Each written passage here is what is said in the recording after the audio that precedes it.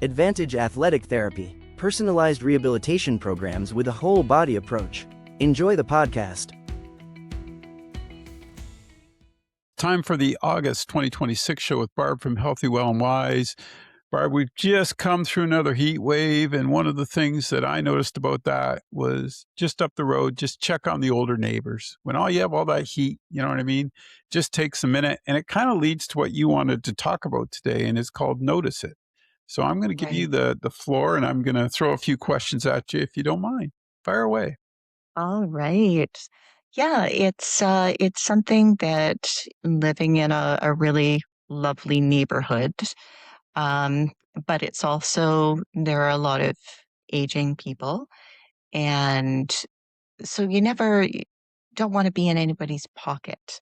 But I, like you, grew up in a time where, growing up in small communities, I was more the country, and you knew a lot about the other people around you because, as we've talked before, there were the front porch, meetings and things like that. And you just, wave, say hi as you go by. But in neighborhoods nowadays, because we've lost a lot of the door-to-door services where it was the same person making those deliveries. And so if something was amiss, if something wasn't quite right, somebody would notice that.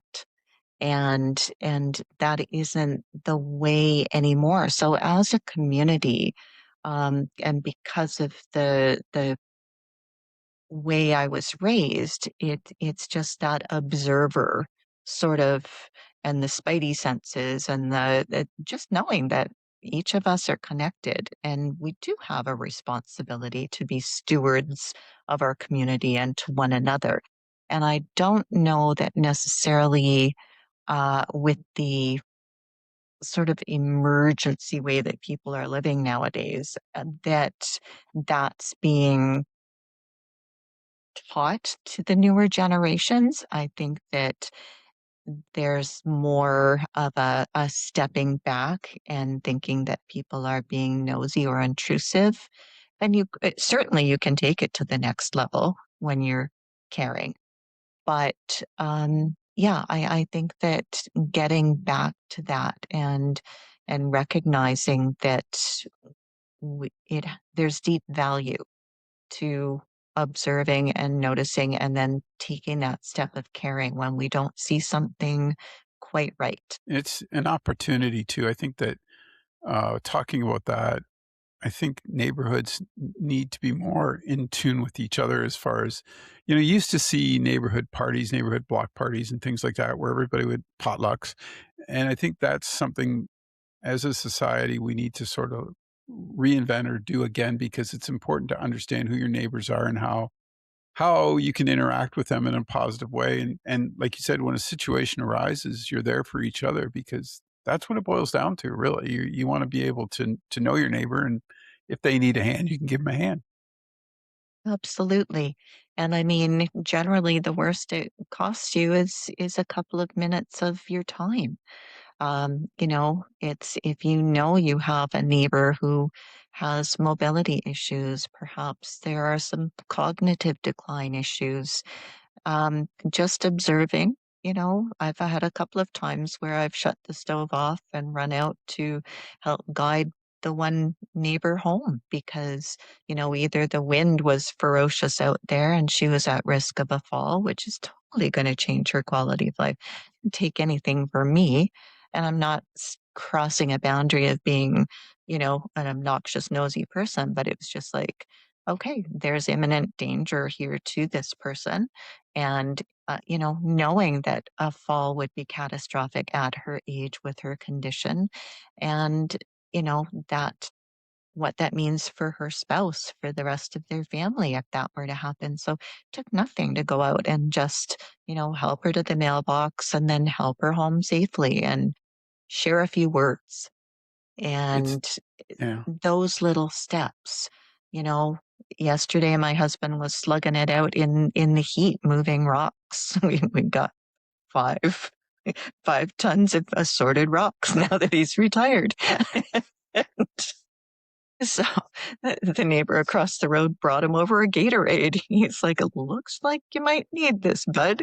And it was just, you know, it's just noticing It's the and awareness, then isn't it? taking that Yeah. step. Yeah, the awareness, the caring, and whether it's external or even just noticing things about ourselves and not letting them go, paying attention before it becomes a massive problem.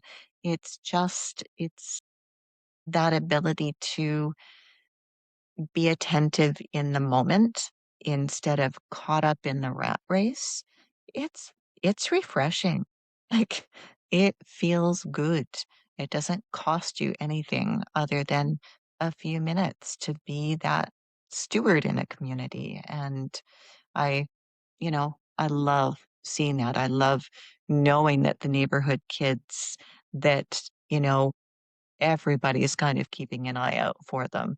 If they're out playing in the cul-de-sac and cars are coming, you're ready to flag a driver to slow the heck down or whatever. And, you know, did they always make the best choices as kids? No, of course not. Neither did we.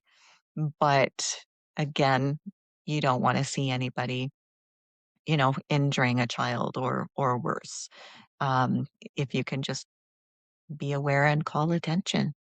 Yeah. I think, on that topic, I think too, society has shifted so much in the last since the pandemic, really. And it's hard. We're seeing it hard for communities to get back outside and be involved with one another. I think we became sort of that internet reliable, that was our outlet. But there's such an opportunity now to get back to what a community or a neighborhood should be. And it's just taking those, like you said, it's, saying hi to the neighbor or taking a moment to listen. I think that's probably a lot of people just want somebody to listen to them a little bit and help them through their day. And I think that's a critical component. I don't know, I don't know if it'll ever go back to what we saw for sure. But I mean, we talked off air about my parents had neighbors that when I was just a little guy, an older couple that would watch me for an hour at a time, but they would always be on the front porch, is what you and I said. And they were always just those people that were very relaxed with who they are and were Mhm. happy to help. I think that's the other part is happy to help in any community. That's got to be your first. When somebody comes to your door and says, "Hey, could you give me a hand?" You got to be happy to help because it's important to, establish that in the community. And I think that would go a long way. For me, I think that's, notice it, like you said at the top, is important aspect that people need to understand that we're not all the same. We're all different, and communities are such a cultural mixing pot now. Just get to know your neighbor. That's all. They are your neighbor. Yes. They are your neighbor.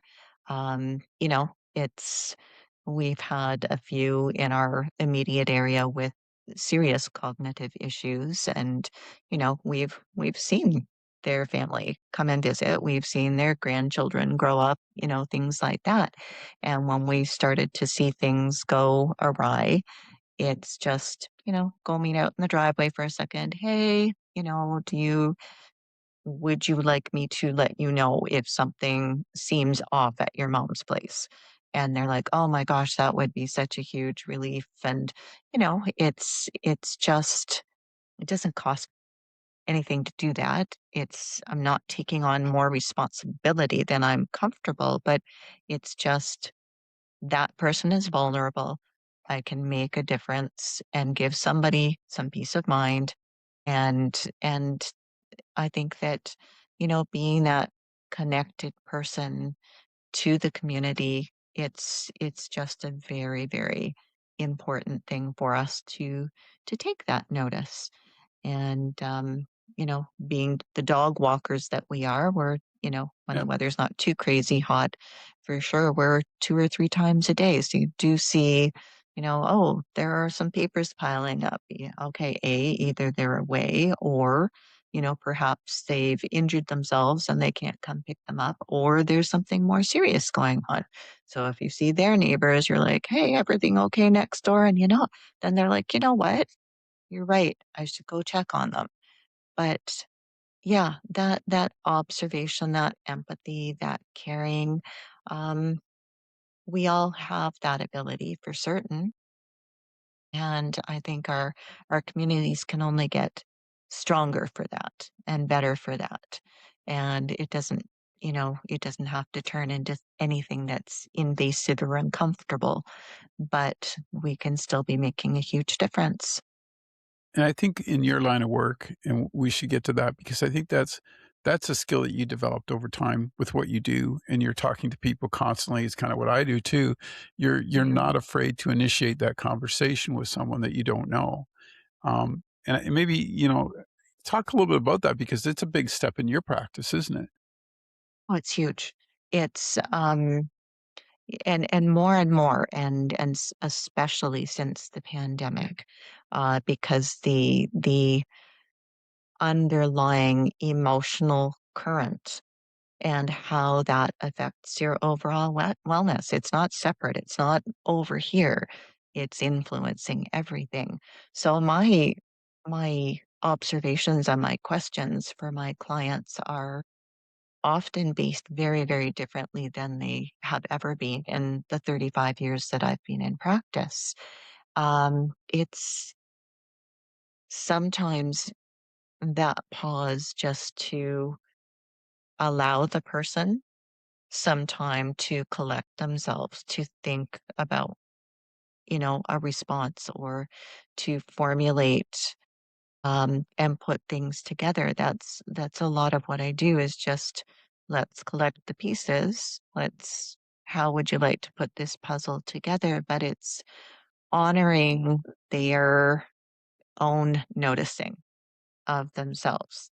Because if I pick up on something that they haven't noticed, I can't prognosticate, I can't diagnose. That's outside of my scope of practice. But I can ask very specific questions that may lead to them to be self-aware.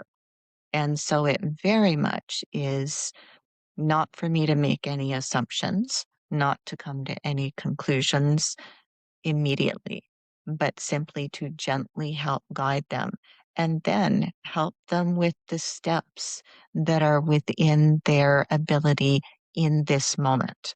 Because where they will be with a follow up, they're already in a different place, but meeting them where they are right now. But that does take that skill of compassion, not just from me, but allowing them to have compassion for themselves.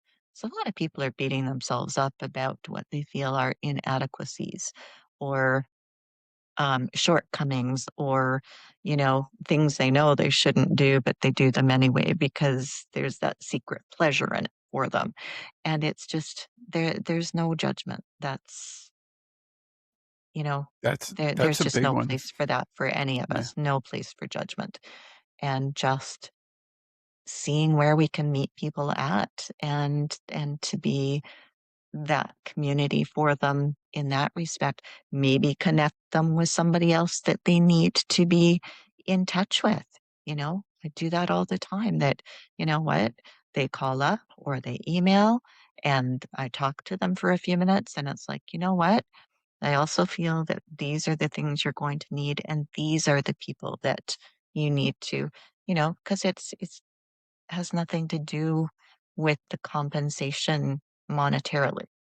It has everything to do with that person and what their needs are.